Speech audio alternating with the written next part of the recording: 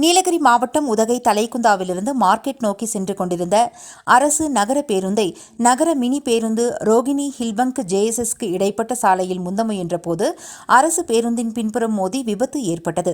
அதிர்ஷ்டவசமாக யாருக்கும் எந்த பாதிப்பும் ஏற்படவில்லை. அரசு பேருந்தில் இருந்த பயணிகள் இறக்கிவிடப்பட்டனர். தகவல் அறிந்து சம்பவ இடத்திற்கு வந்த D1 காவல் நிலைய உதவி ஆய்வாளர் நித்யானந்தம், ஹில்காப் காவலர்கள் உதவியுடன் போக்குவரத்தை சரி செய்தனர். விபத்தின் காரணமாக வழியே வாகன போக்குவரத்து சுமார் அரை மணி நேரம் பாதிக்கப்பட்டது.